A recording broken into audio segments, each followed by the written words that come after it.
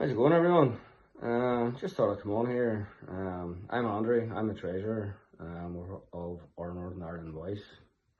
Just going to give you all a wee bit of an update on what we plan on doing. We're all going to try and get a few wee videos done here, when they run up to the rally. I'm hoping that some of the admins come on, give you a wee bit of, who we are, what we're about, maybe why we got involved and such. And so I thought, well, if I'm the one with the idea, then obviously I might as well go first. Basically, I've been involved in protests against immigration, for 20 years, close to 20 years, like maybe 19 and a half, something like that there. It's through my job when I was younger. I mean, I travelled all over the United Kingdom, Ireland, continental Europe. Like, me personally,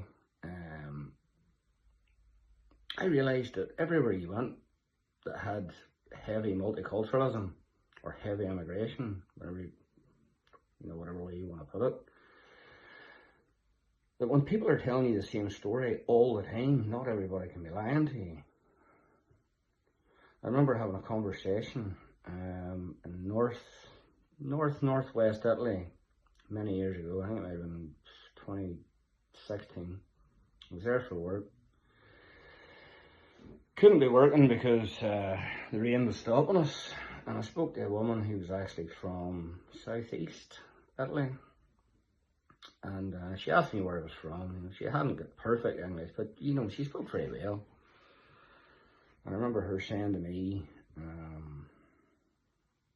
about how where she grew up and it being a sort of fishing and farming community, and I thought, well, that doesn't sound too different from where I grew up in Portrush, Northern Ireland. And obviously their weather sounded an awful lot better than ours, like, but I remember saying, well, if I'm ever down in your part of Italy, I must look into where you're from. It sounds absolutely wonderful. And she says, oh, don't go, Andrew.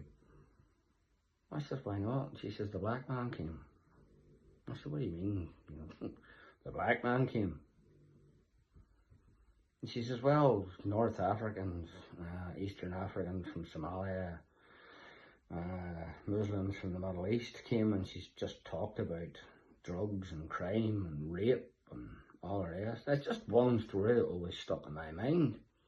Although I've had conversations, in many countries throughout Europe, that, in many cities, even like Milan, had conversations there with different people, had conversations with people in Rome and Lisbon and Portugal. And you start to realise, when you engage with a local community and they start to tell you this thing, and you just hear it everywhere you go, you start to think to yourself, to say, not everybody can be lying to you.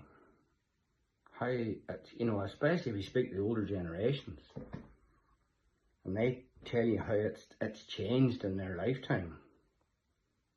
I remember being in Newcastle many years ago. I think it was, God, you're talking 18 years ago. I spoke to a gentleman who I became friendly with, and his friends also, and at the end of the night he was telling me that he had 17 females in his family, between sisters, aunts and first cousins. 16 of them had been abused by what he called Pakistani grooming gangs. I'll never forget what he said to me. He said, you in Northern Ireland, because of your troubles, has kept immigration out. You're only 20 years behind us. And it's nearly 20 years now, and although I wasn't exactly right with the 20 years, we haven't certainly got to that stage now. But my mind thinks back to that time when he told me that, and as I see the progression with more and more illegal immigration, I can see, well, we are going to end up like this. I've been involved in protesting for 20 years. Involved in protests at Clonavon, Portrush. Probably why I was asked to be involved in Our Northern Ireland Voice, because the person who started the page, Dan, knew my track history of being involved in protests, and I thought I'd maybe have a wee bit of know-how as to how to get things done, where to go. I've helped a lot with, printing, getting posters done, and sort of things you get there. And I'm going to mention the business I don't, because I wouldn't want to do them any harm, but they've done a great job for us in the past. They've done a great job this time.